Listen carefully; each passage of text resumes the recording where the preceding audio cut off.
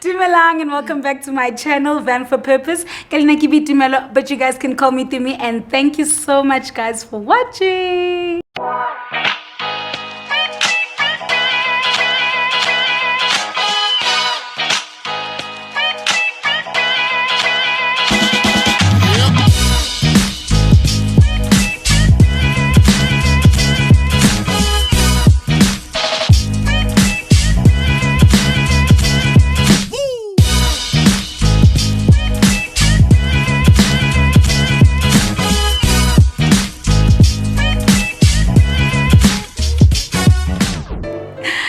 Guys, on this channel we go by 3 very basic rules. Rule number 1, please subscribe to my channel. Rule number 2, switch on that notification bell so that you are notified every Thursday when I drop a video.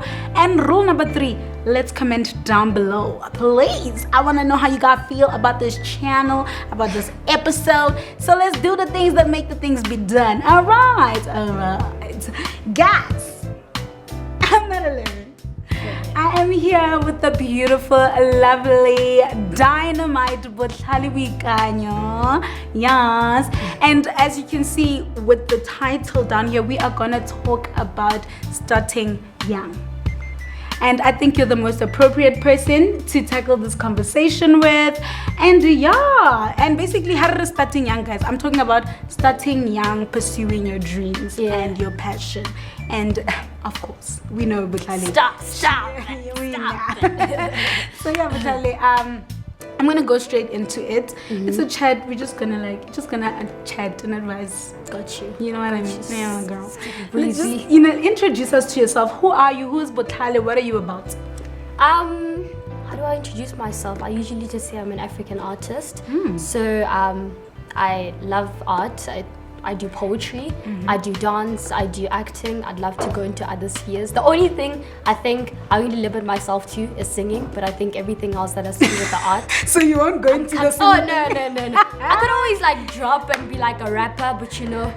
Okay, Botlhale, music. But you're an artist. I feel like as an artist anyway, you need to, but be versatile. Do a couple of things. It always works for you.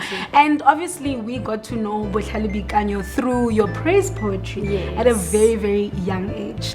And it literally, I don't want to say shocked, but for lack of a better word, it literally shocked South Africa. We were so proud. I don't know if I'm sure there were mothers, fathers, children. Everyone was just so proud to see this beautiful young dynamite on stage doing praise poetry and celebrating our Africanism, being South African, and just being a young black woman or girl at that time.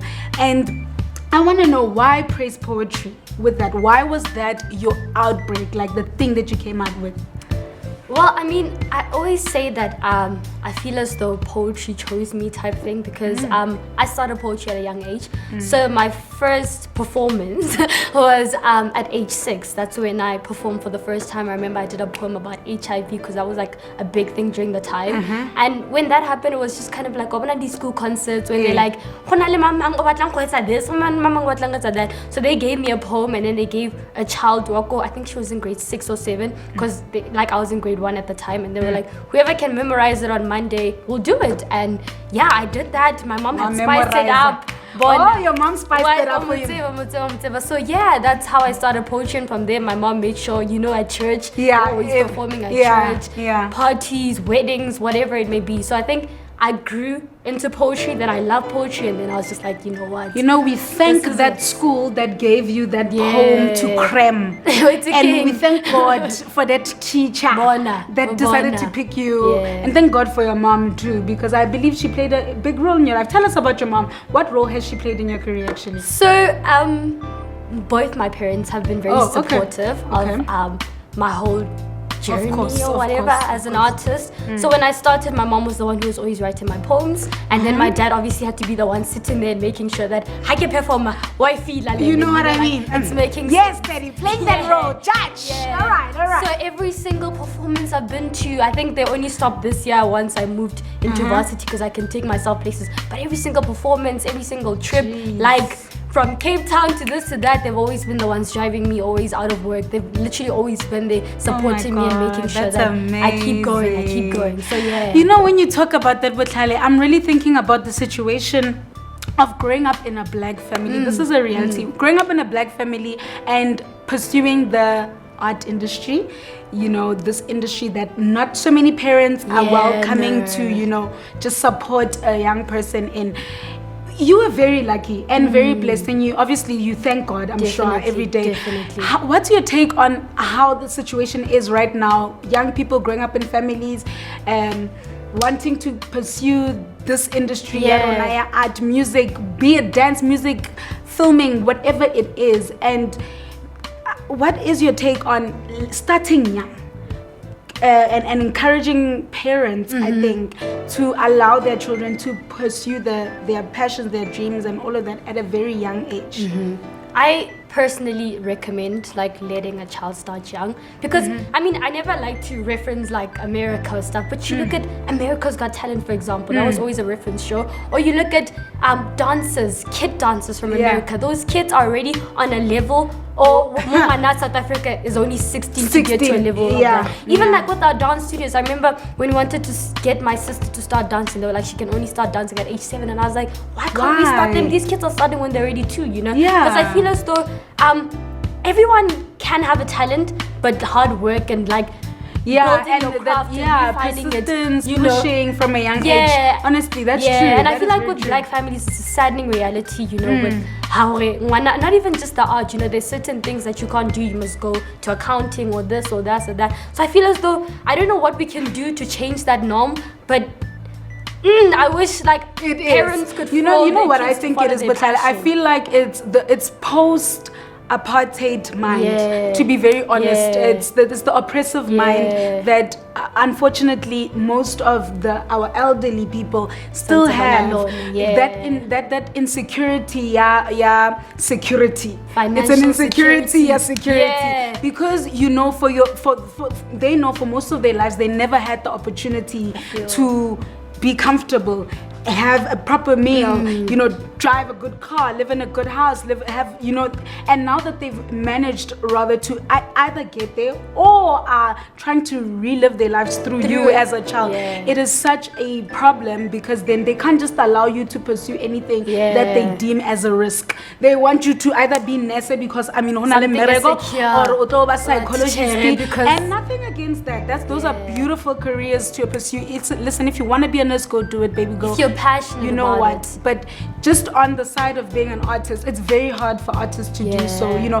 And on that note, maybe to encourage the parents a little, how was it for you to juggle school and doing this, being an artist? You see, that's why I say passion. Like, there's something so remarkable about passion, because I feel as though once you've discovered your passion and found what you're passionate about, like whatever else something weird to keep up, you will keep it up. Because for me, it was always if your marks start dropping, you know, so you always make sure, like, even if it means sleeping late, doing what, if you're passionate about something, then like you'll keep going, you know. So I think I always even made an example. For example, in school, you know, I loved English and I was never a fan of physics, but I did both. And I think once you're passionate about the one subject, even your marks show, because you're always trying to learn more, do more than the other. So I think once you've discovered your passion, parents should just let them go, because it's like and I can relate to that. Like, I'm on YouTube, I'm running a business, I'm doing my masters, 9 to I'm 5. working a 9 to 5. Listen, babes, there's no excuse. If you're passionate about something, you do it. There's no excuse to submit my proposals on time and do my thesis. I will do it. There's no excuse to shoot. There's no excuse to go to work in the morning. You know what I mean? It's your passion. Just to wrap it off, Botlhale, what can you advise somebody out there about just studying young and believing in yourself as a young creative? One thing I always say to young people is that don't wait for a bigger platform. You know, for me, a lot of people that I meet are always like, I'm so passionate about acting. How do I get into TV? I'm just like, start small. So even if it means creating a young drama group at your school, on the platform, every assembly, like whatever platform you have, use that. Use that. You keep building, you keep getting confident, so I'm just saying, don't wait for a bigger platform. Create that platform if you have to, you know. Create your own opportunities. Thank you, Botlhale. That is like a great advice. Create your own opportunities. Do not wait for nobody to open the doors for you. Preach! Just before we close off, I'm gonna do a young game with you. I'm gonna ask one of the camera operators to just shout out a word. Any word, guys. Any word. Quickly. Any word. Any word. Give us all. Beautiful. And I want you to do a short poem with the word beautiful. Wise! Just, even if like 2 lines. Beautiful. Let's go, let's go. Do you need the stage? Guys, I can freestyle. It's like I am such a write down, think about it, rewrite the poem. Scrap that. Let's reverse this. I want you to sing for me using the word beautiful. Anything. Come. It's fine. Come. Okay, let's think beautiful. Okay, today we did Botlhale's face, and she looks so beautiful today. She looks so beautiful today. She looks so beautiful today. Today we did Botlhale's face, and she looks so beautiful today. She looks so beautiful today. Oh, she looks so beautiful today. And every single day, by the way. And that, ladies and gentlemen, is how you. It's a cheat. So that's how you. That's how you do it. That's how you do it. Like subscribe. It's real out here. Anyway, guys, thank you so much for watching. Thank you, Botlhale, for coming on our show. Go ahead and really push and pursue your dreams. Don't wait for no big opportunities. That's what Botlhale is saying. Create your own opportunities. Thank you, babe. Thank you. Bye, guys.